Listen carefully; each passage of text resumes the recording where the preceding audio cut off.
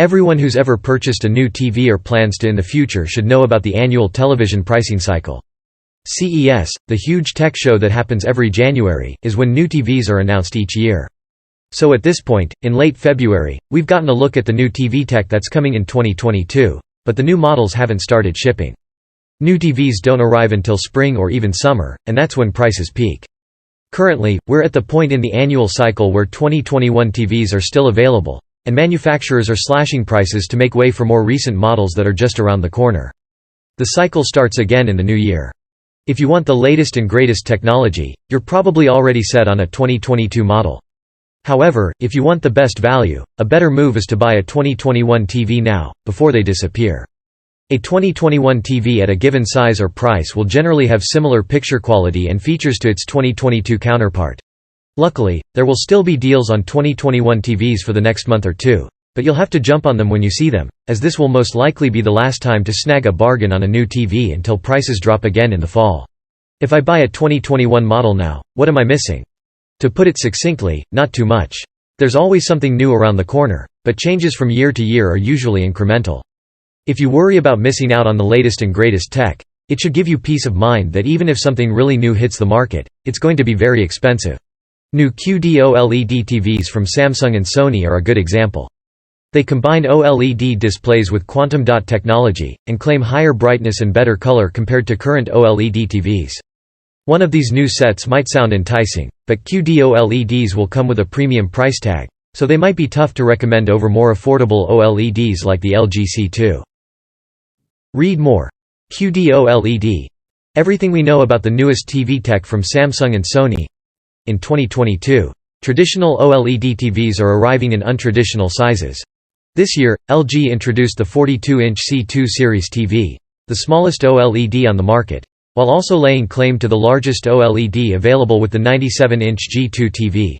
Mini LED TVs are also on the rise and could deliver close to OLED picture quality, but the new models we know about so far will also be expensive. The Sony Z9K and X95K are the company's first models with mini LED. And the TCL X925 Pro has a new kind of slimmer mini LED backlight, but none of them will be cheap. Samsung, TCL and Vizio are expected to announce more TVs later this year, many of which will use mini LED, but we doubt they'll offer huge improvements over the 2021 models. Also rolling out across the country is Next-Gen TV, aka ATSC 3.0. This is free over-the-air 4K TV, and it's moving forward quite quickly. It might already be available in your city. In 2022 we'll see more TVs with built-in tuners that cost less than ever. Don't feel you need to rush to upgrade, or get those specific models however, since in the worst case you'll be able to buy a cheap external tuner and connect that to your TV. Read more. Gaming modes, webcams and QD OLED. Which 2022 TV trends stand out? There's also HDMI 2.1. While 2.1 has several new technologies that are great, it's not going to make any current TVs obsolete, unless it's a current 8K TV. But that's yet another story. As long as your current TV works with your current sources, you should be fine. Really old TVs, older than 10 years, might have issues connecting to modern streaming and disk sources, but there's no real workaround for that. If your TV doesn't work with a new Roku or Blu-ray player, then you might need to upgrade if you want to use one of those. Are you happy with your TV? Forget all the new tech. If your TV works and you're happy with it, keep it. Don't feel any pressure to upgrade. Modern TVs are, on average, brighter and have better picture quality than the TVs from a few years ago. Unless you're the type of videophile who wants to tweak every setting and fixates on nits and color accuracy, however, you probably don't need a new TV.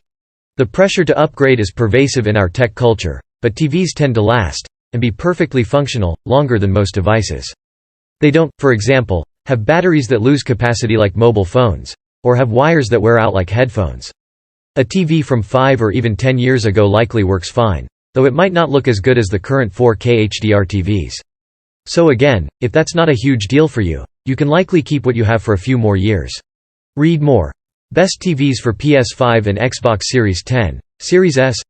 This is even true when considering new consoles. The PlayStation 5 and Xbox Series X. If you've got a PS4, Xbox One or any console connected via HDMI, the new consoles should work fine.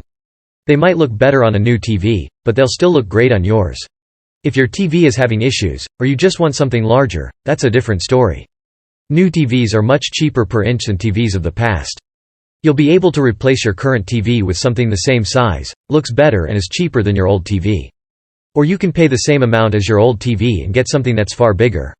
When is the best time to buy a TV? TV sales are the biggest in the fall and culminate on Black Friday and Cyber Monday. There are always some incredibly cheap 4K TVs on offer, but that's not the whole story. First of all, the TVs that get the huge discounts are usually either no-name brands, or low-end models from name brands. They're fine if you just want a cheap TV, but they're not going to offer the picture quality of an even slightly higher-end model. The best TVs go on sale as well, but deep discounts on those are less common. Second, massive discounts on TVs are rare in general.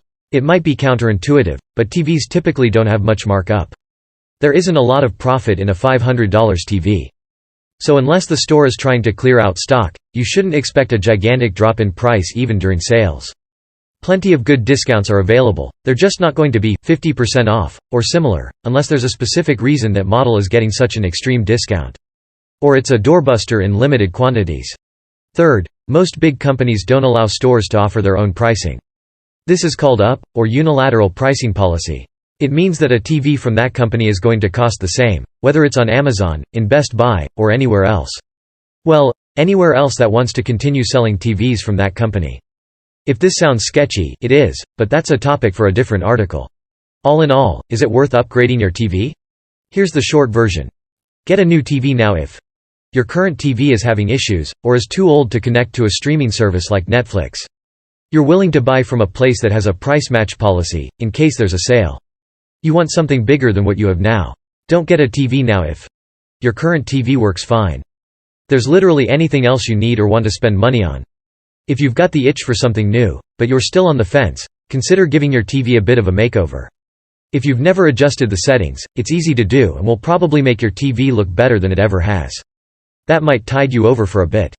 And if you finally decide that, yes, you're ready to buy a new TV now, we at CNET do have some guidelines and suggested models. As well as covering TV and other display tech, Jeff Morrison does photo tours of cool museums and locations around the world, including nuclear submarines, massive aircraft carriers, medieval castles, airplane graveyards and more. You can follow his exploits on Instagram and his travel video series on YouTube. He also wrote a best-selling sci-fi novel about city-size submarines, along with a sequel.